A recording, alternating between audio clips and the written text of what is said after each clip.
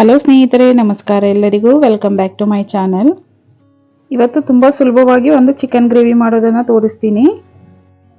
ಇದಕ್ಕೆ ನಾನು ಅರ್ಧ ಕೆಜಿ ಚಿಕನ್ ತೊಗೊಂಡಿದ್ದೀನಿ. ಅರ್ಧ ಕೆಜಿ ಚಿಕನ್ಗೆ ನಾನು 2 ಸ್ಪೂನ್ ಆಗೋಷ್ಟು ಚಿಕನ್ ಮಸಾಲ ತೊಗೊಂಡಿದ್ದೀನಿ, 1 ಸ್ಪೂನ್ ಆಗೋಷ್ಟು ಚಿಲ್ಲಿ ಪೌಡರ್ ತೊಗೊಂಡಿದ್ದೀನಿ, ಹಾಗೆ 1 ಸ್ಪೂನ್ ಧನಿಯಾ ಪುಡಿ ಮತ್ತು 1/4 ಸ್ಪೂನ್ ಆಗೋಷ್ಟು ಅರಿಶಿನ ತೊಗೊಂಡು ಚಿಕನ್ಗೆ ಎಷ್ಟು ಬೇಕೋ ಅಷ್ಟು ಉಪ್ಪನ್ನ ಹಾಕ್ಕೊಂಡು ಚೆನ್ನಾಗಿ ಮಿಕ್ಸ್ ಮಾಡ್ಕೊಳ್ತಾ ಇದ್ದೀನಿ.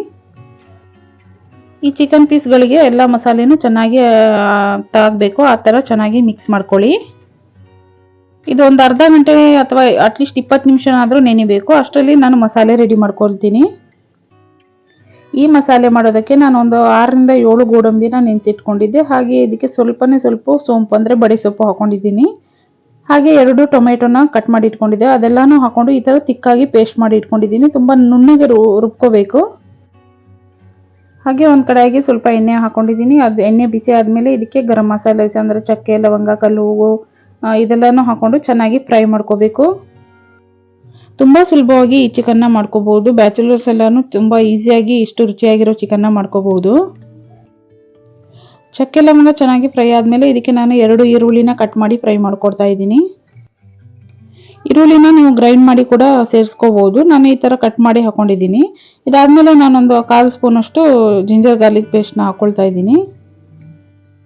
ಹಾಗೆ ಇದಕ್ಕೆ 1 ಸ್ಪೂನ್ ಆಗೋಷ್ಟು ಕಸೂರಿ ಮೇಥಿನ ಚೆನ್ನಾಗಿ ಕ್ರಷ್ ಮಾಡಿ ಹಾಕ್ಕೊಳ್ತಾ ಇದ್ದೀನಿ. ಫ್ರೆಂಡ್ಸ್, ಯಾರೆಲ್ಲ ಏನು ನನ್ನ ಚಾನಲ್ನ ಸಬ್ಸ್ಕ್ರೈಬ್ ಮಾಡಿದ್ರೆ ನೋಡ್ತಾ ಇದ್ದೀರಾ, ಪ್ಲೀಸ್ ಸಬ್ಸ್ಕ್ರೈಬ್ ಮಾಡ್ಕೊಳ್ಳಿ. ಹಾಗೆ ಪಕ್ಕದಲ್ಲಿರೋ ಬೆಲ್ ಐಕಾನ್ನ ಕ್ಲಿಕ್ ಮಾಡಿ. ನಾನು ಹಾಕೋ ಎಲ್ಲ ವೀಡಿಯೋಸು ನಿಮಗೆ ನೋಟಿಫಿಕೇಶನ್ ಬರುತ್ತೆ. ವಿಡಿಯೋ ಎಲ್ಲನೂ ಮಿಸ್ ಮಾಡ್ದಿರ ನೋಡ್ಬೋದು.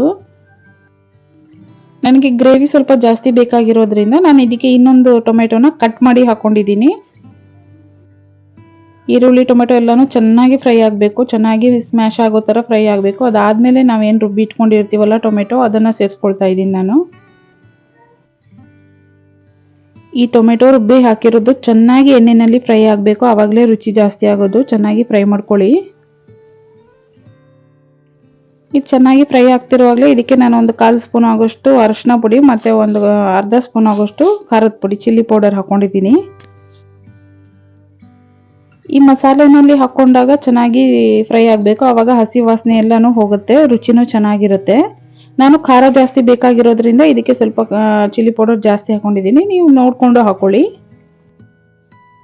ಮಸಾಲೆ ಎಲ್ಲನೂ ಚೆನ್ನಾಗಿ ಫ್ರೈ ಆದ್ರೇ ಸೈಡಲ್ಲಿ ಎಣ್ಣೆ ಬಿಟ್ಕೊಂಡು ಬರುತ್ತೆ ನೋಡಿ. ಇಷ್ಟು ಆದರೆ ಸಾಕು. ಇವಾಗ ನಾನೇನು ಮ್ಯಾರಿನೇಟ್ ಮಾಡಿ ಇಟ್ಕೊಂಡಿದ್ನಲ್ಲ ಚಿಕನ್ನು, ಅದೆಲ್ಲನೂ ಹಾಕೊಳ್ತಾ ಇದ್ದೀನಿ.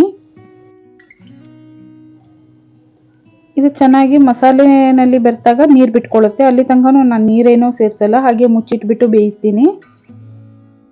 ಒಂದು 5 ನಿಮಿಷ ಚೆನ್ನಾಗಿ ಮುಚ್ಚಿಟ್ರೆ ಚಿಕನ್ ಪೀಸಸ್ ಎಲ್ಲನೂ ನೀರು ಬಿಟ್ಕೊಳ್ಳುತ್ತೆ.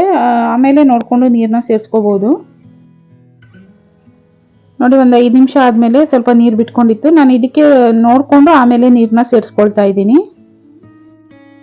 ಫ್ರೆಂಡ್ಸ್, ಯಾರೆಲ್ಲ ಇನ್ನೂ ನನ್ನ ಚಾನಲ್ನ ಸಬ್ಸ್ಕ್ರೈಬ್ ಮಾಡ್ದಿರ ನೋಡ್ತಾ ಇದ್ದೀರಾ, ಪ್ಲೀಸ್ ಸಬ್ಸ್ಕ್ರೈಬ್ ಮಾಡ್ಕೊಳ್ಳಿ. ಹಾಗೆ ಪಕ್ಕದಲ್ಲಿರೋ ಬೆಲ್ ಐಕಾನ್ನ ಕ್ಲಿಕ್ ಮಾಡಿ. ನಾನು ಹಾಕೋ ಎಲ್ಲ ವೀಡಿಯೋಸು ನಿಮಗೆ ನೋಟಿಫಿಕೇಶನ್ ಬರುತ್ತೆ. ವಿಡಿಯೋ ಎಲ್ಲನೂ ಮಿಸ್ ಮಾಡ್ದಿರ ನೋಡ್ಬೋದು.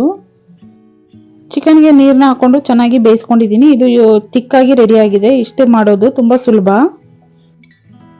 ಈ ಚಿಕನ್ ಗ್ರೇವಿ ದೋಸೆ, ಅನ್ನ, ಚಪಾತಿ ಎಲ್ಲದಕ್ಕೂ ಸಹಿ ತುಂಬ ಅದ್ಭುತವಾಗಿರುತ್ತೆ. ಒಂದ್ಸಲ ಟ್ರೈ ಮಾಡಿ ನೋಡಿ. ವಿಡಿಯೋ ಇಷ್ಟ ಆದಲ್ಲಿ ಒಂದು ಲೈಕ್ ಕೊಡಿ. ಸಿಗೋಣ ನೆಕ್ಸ್ಟ್ ವಿಡಿಯೋದಲ್ಲಿ. Bye friends.